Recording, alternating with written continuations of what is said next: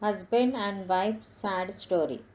When I got home that night, as my wife served dinner, I held her hand and said, I have got something to tell you. She sat down and ate quietly. Again, I observed the hurt in her eyes.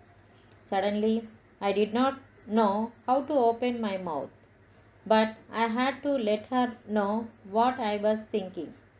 I want a divorce. I raised the topic calmly. She did not seem to be annoyed by my words.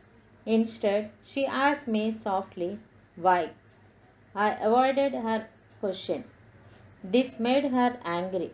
She threw away the chopsticks and shouted at me, you are not a man. That night, we did not talk to each other. She was weeping.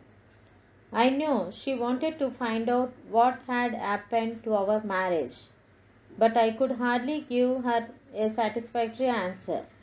She had lost my heart to Jane. I did not love her anymore. I just pitied her. With a deep sense of guilt, I drafted a divorce agreement which stated that she would own our house, our car, and 30% stake of my company. She glanced at it and then tore it into pieces. The woman who had spent 10 years of her life with me had become a stranger. I felt sorry for her wasted time, resources, and energy, but I could not take back what I had said for I loved Jane so dearly. Finally, she cried loudly in front of me, which was what I had expected to see. To me, her cry was actually a kind of release.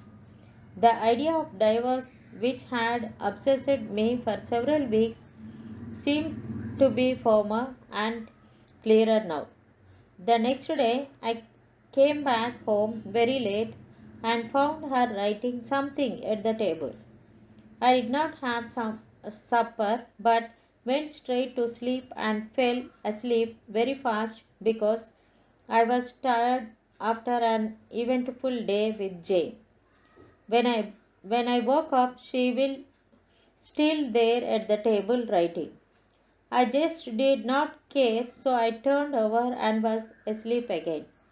In the morning, she presented her divorce condition. She did not want anything from me but needed a month's notice before the divorce. She requested that in that 1 month we both try to live as normal life as possible. Her reason for these conditions were simple. Our son had his exams in a month's time and she did not want to disrupt him with our broken marriage. This was agreeable to me. But she had something more. She asked me to recall how I had carried her into our bridal room on our wedding day. She requested that every day for the month's duration I carry her out of bedroom to the front door every morning. I thought she was going crazy. Just to make her our last days together bearable, I accepted her old request. I told John about my wife's divorce conditions. She laughed loudly and thought it was absurd. No matter what tricks she applies, she has to face the divorce, she said scornfully. My wife and I had not had anybody contact since my divorce intention was explicitly expressed.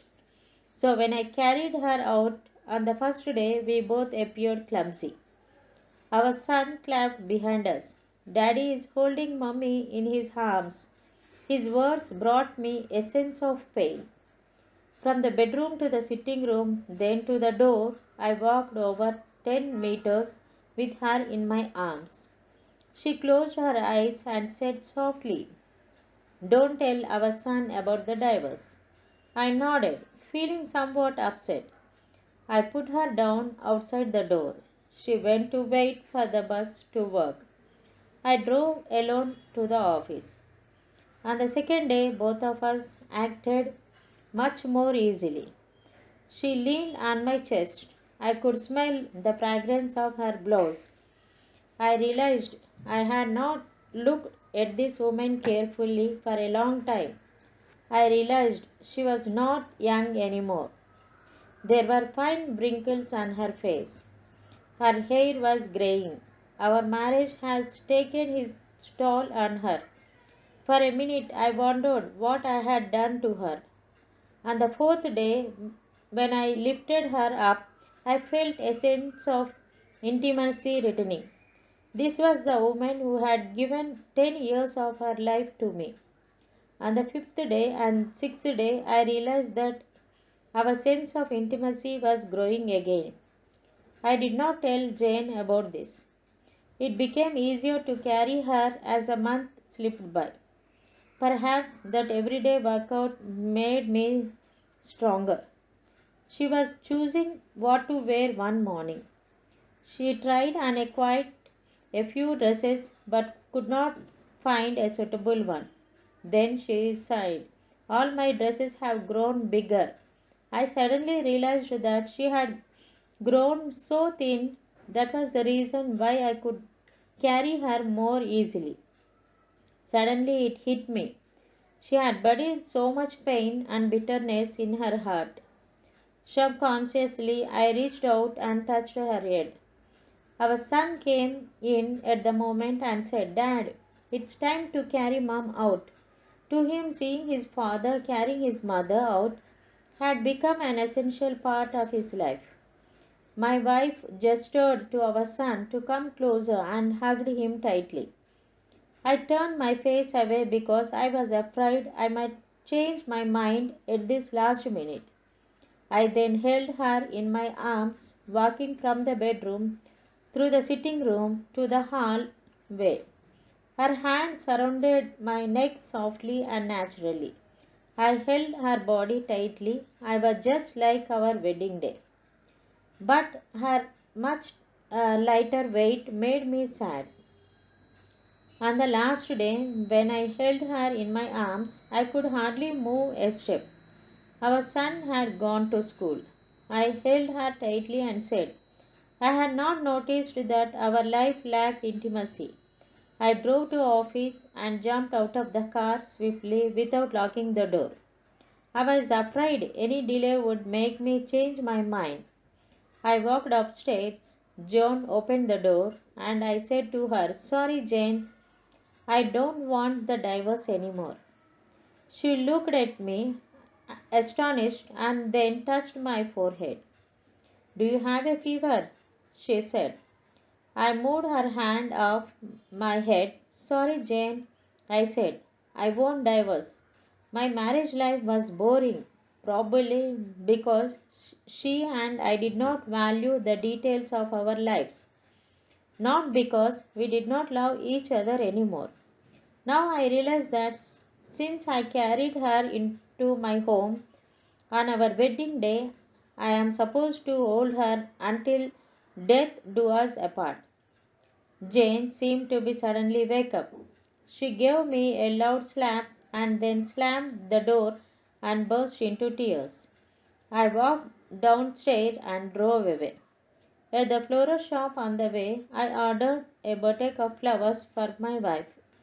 The sales girls asked me what to write on the card.